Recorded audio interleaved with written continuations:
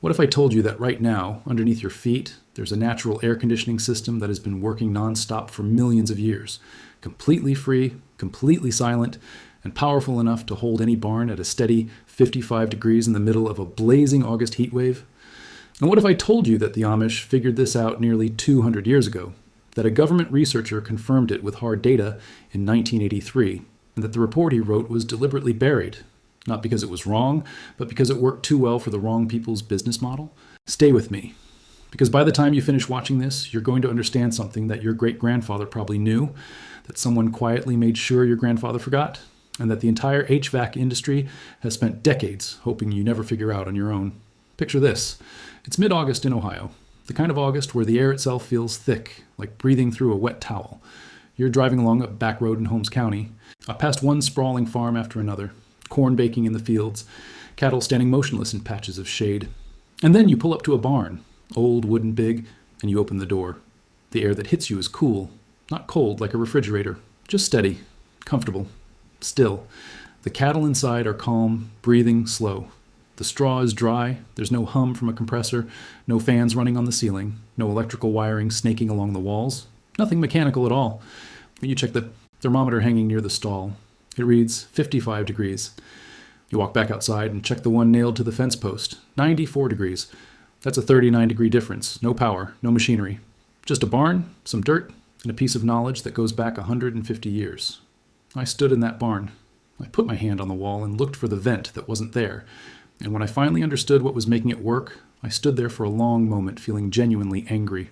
Not at the Amish farmer smiling at me from the corner, but at every year of electricity bills and every expensive HVAC service call and every summer of livestock stress that never had to happen. Here's what nobody tells you. 6 feet beneath the surface of the earth, not deep, not some kind of mining operation, just 6 feet, the soil temperature stops moving. It doesn't follow the seasons. It doesn't care about heat waves or cold fronts or what the weather app is saying. At that depth, the ground locks in at somewhere between 52 and 58 degrees Fahrenheit, and it stays there. January in Minnesota, July in Georgia. Doesn't matter. The Earth at 6 feet is essentially a giant, infinite, perfectly stable thermal battery that never runs out and never needs charging. The U.S. Geological Survey has published soil temperature data confirming this going back decades. It's not a secret. It's not controversial. It's just physics. The ground has enormous thermal mass and very poor thermal conductivity near the surface, which means heat from summer barely penetrates past the first few feet before summer is already over. And cold from winter does the same. At 6 feet, those two cycles cancel each other out, and you get a permanent, stable middle ground. 55 degrees, more or less, all year, everywhere in the continental United States. Every farmer in America is sitting on top of that. Almost none of them know how to use it. The Amish have known since before your great-great-grandparents were born. When the first Old Order Amish communities settled in Lancaster County, Pennsylvania, they brought with them a way of thinking about the land that was fundamentally different from the way most people think about it today. They did not see the earth as something to conquer or wire up or plug into. They saw it as a partner. Their ancestors in the Palatinate region of Germany had already worked out, through generations of careful observation, that the ground itself could do things that no machine could match. Steadily, silently, and for free. When those families crossed the Atlantic and started building barns in Pennsylvania and Ohio and Indiana, they brought that knowledge with them in their heads and in their hands.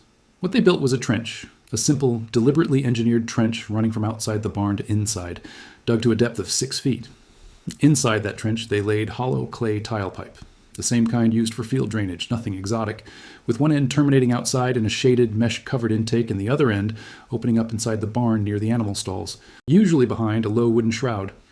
The outside end was always positioned on the north or east side of the structure, where the soil stayed coolest and received the least direct sunlight. Here's what happens. You can see it if you imagine the airflow. Hot summer air at 90-something degrees gets drawn into that outside intake. As it moves through the buried pipe, the cool earth surrounding the clay tile, sitting steady at 55 degrees, acts like a heat sink. It pulls the thermal energy right out of the moving air.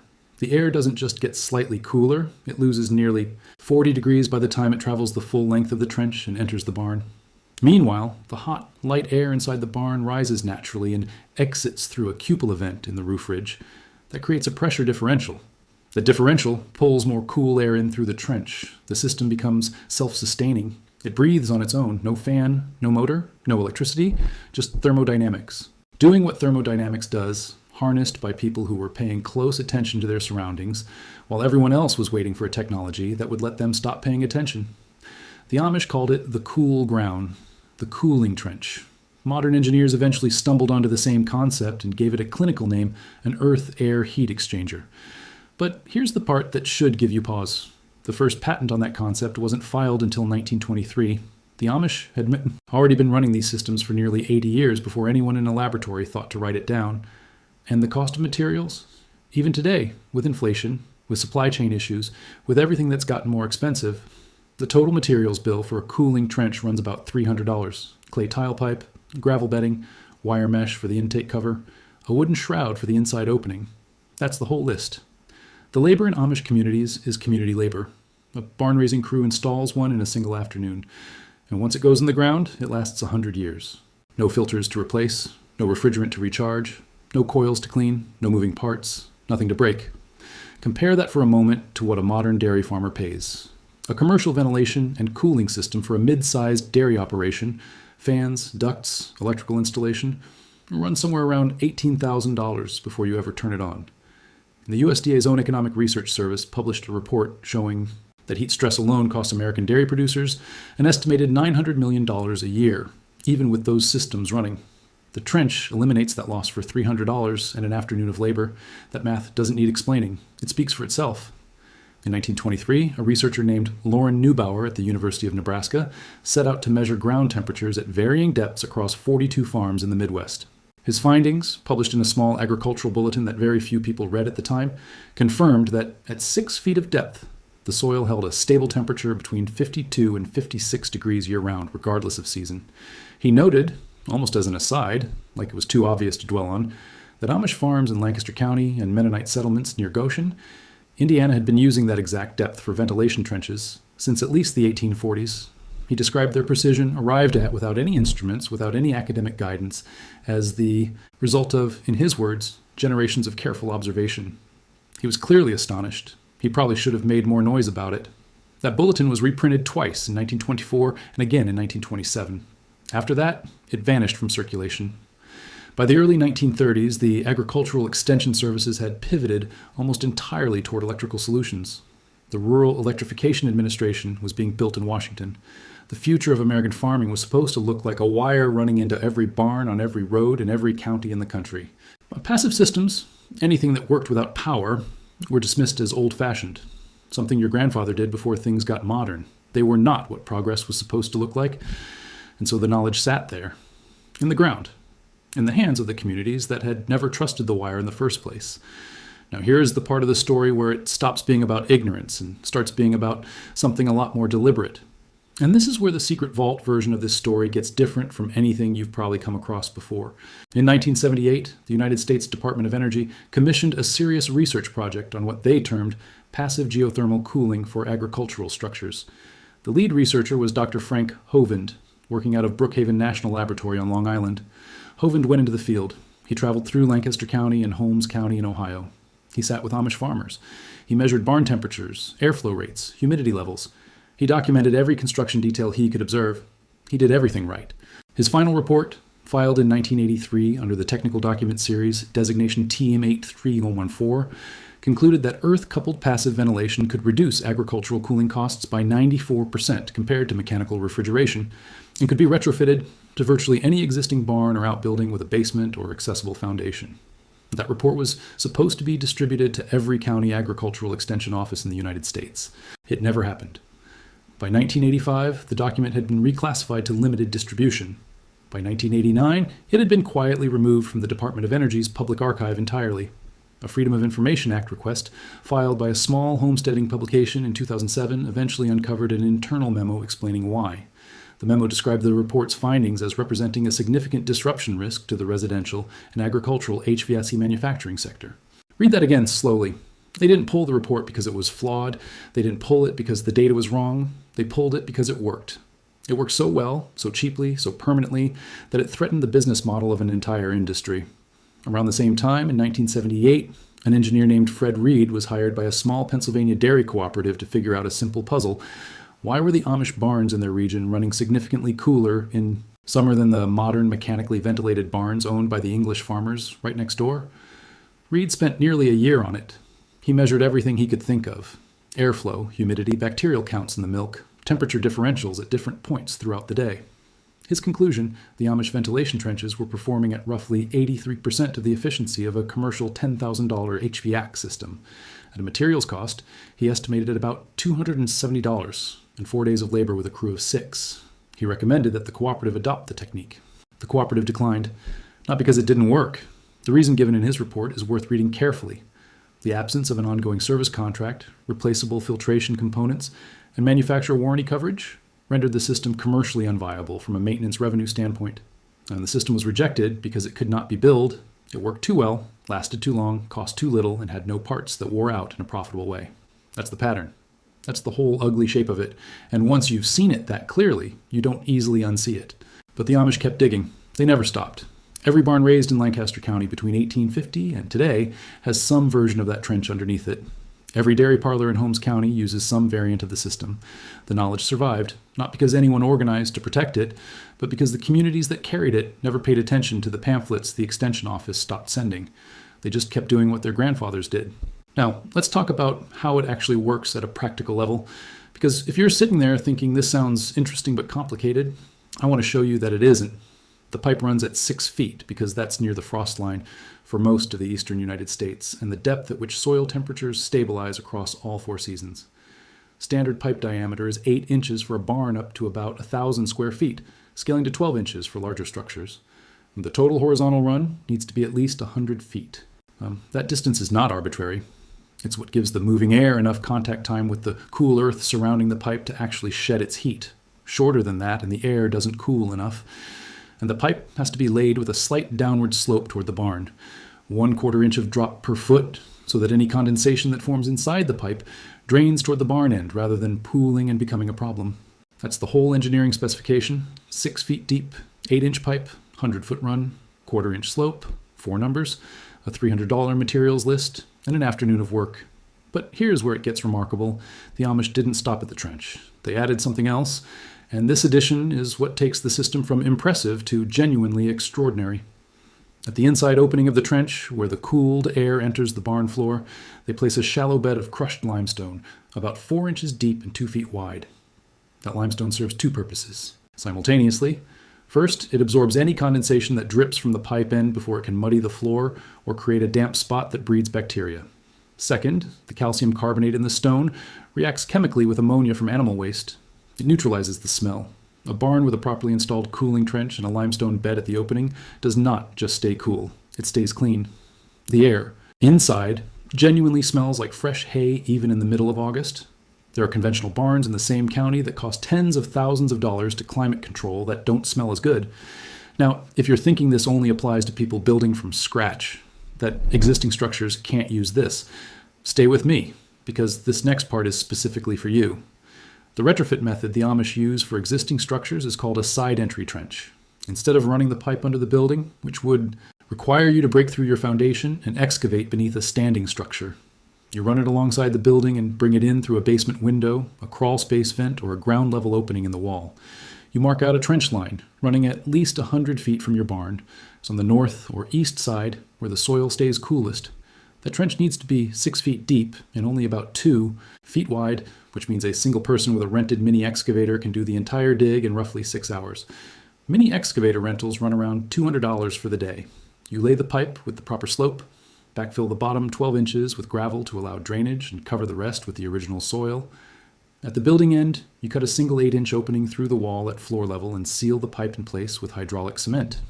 At the outside end, you build a small wooden intake hood, the Amish paint them dark green so they disappear into the landscape, and cover the opening with hardware cloth to keep out mice and snakes. No contractor, no permit application, no inspector, no utility hookup.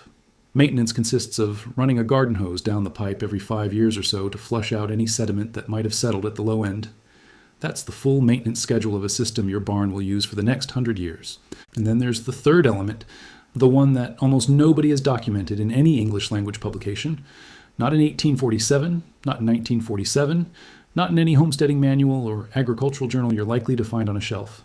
This is the piece that takes a 55-degree barn and drops it another 7 to 10 degrees into genuine cold storage territory. At the midpoint of the trench, at the 100-foot mark, the Amish set a single unglazed earthenware jar, usually about 2 gallons in size, into a small chamber dug into the side of the trench wall. The jar is filled with rainwater and sealed with a wooden plug. Unglazed clay is porous. It weeps. Water slowly seeps through the walls of the jar and evaporates directly into the moving airstream passing through the trench. That evaporation pulls additional heat out of the air through a process called latent heat absorption. The same physics that makes you feel cold when you step out of a swimming pool into a breeze. The result is air entering the barn at 48 degrees instead of 55. Refrigerator temperature, year-round, from a clay pot that costs $18 at any garden center, sold as an Ola irrigation vessel. The earliest documented description of this technique appears in the diary of an Amish bishop named Christian Stoltzfus, dated August 14, 1847, archived at the Lancaster Mennonite Historical Society. Stoltzfus describes installing what he calls a Wazer Krug, a water jug, under the cooling trench of his new barn, and notes that milk from his cows stayed fresh and sweet for 8 days in August heat. None of his neighbors using surface spring houses could match that. The technique spread through the community within a generation. It never appeared in any English-language agricultural publication, not once in nearly 2 centuries. The University of Arizona's College of Agriculture published research in 1968 confirming the thermodynamic principle, what they called evaporative geothermal coupling, but they applied it to large-scale greenhouse cooling and never connected it back to the small Amish trenches that had been achieving the same effect for over a century already. Installation of the clay jar is almost comically simple. You buy 1 unglazed terracotta jar, $18. At the midpoint of your trench, you dig a small chamber into the side wall just large enough to hold the jar upright. You fill it with rainwater, plug the top with a wooden stopper, and bury the chamber. Once or twice a year, you dig down, refill the jar, replace the plug, and cover it back up. The jar lasts 50 years if you don't crack it during installation. Total ongoing cost, close to zero. Total cooling effect, another 7 to 10 degrees off an already cooled airstream. Picture this for a moment. It's mid-July. The sun is hitting the south-facing wall of your barn at 3 in the afternoon. Outside, 94 degrees. Inside, the cattle are calm, breathing slow and even. The airflow is steady and gentle, moving from the trench inlet across the floor and up out through the cupola at the ridge. The wall thermometer reads 55 degrees. The straw is dry. The wood beams smell faintly of old hay. There's no hum, no compressor cycling, no electric meter running in the background like a taxi nobody's riding. Just the slow, ancient exchange of temperature between moving air and deep earth. An exchange that someone's grandfather set in motion when he dug a trench in 1911, maintained by a son and then a grandson, and now a great-grandson who learned to keep it clear of root intrusion by watching his father on a Saturday morning when he was 9 years old. That's what was taken from us. Not the land, the continuity, the unbroken thread of practical knowledge that passed from hand to hand without needing to be written down because it was lived. When that thread broke, when the extension services pivoted and the bulletins went out of print and engineers like Fred Reed got told their findings weren't commercially viable, the knowledge didn't die. It went underground, literally and figuratively, into the communities that had never trusted the wire, into the Amish, the Mennonites, and a handful of stubborn old timers in places that still remembered what it felt like to solve a problem with dirt and patience instead of a service contract and a monthly payment. This is what Secret Vault exists to do. Pull these things back into the light. Not because it's romantic, not because it's anti-technology, but because this knowledge is real, it was stolen from public awareness by economic interests, and it belongs to you. Your great-grandfather knew this. Your great-grandmother knew this. They didn't have a channel to tell you about it. They had the dirt under their boots and the certainty that the earth, treated with respect, would hold the temperature steady through whatever the sky threw down that summer. I asked Eli, the man in Berlin, Ohio, whose grandfather dug the trench under his current barn in 1934, I asked him why his community never patented the technique, never published it, never tried to make money from it. He looked at me for a long moment. Then he said something I haven't stopped thinking about since.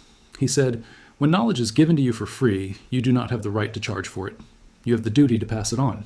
That's what just happened here. You just learned something your grandfather's grandfather might have known, that someone decided you were not supposed to remember. A $300 trench and an $18 clay jar. A barn that holds 48 degrees forever, with no electricity, no machinery, and no monthly bill. The materials are at your hardware store. The dirt is under your feet. The only thing that ever stood between you and this knowledge was the deliberate silence of an industry that built its business on your dependence. This weekend, go out to your property. Walk the perimeter. Find the north side, the shaded side, the side where the soil stays damp even in dry weather. Mark out 100 feet.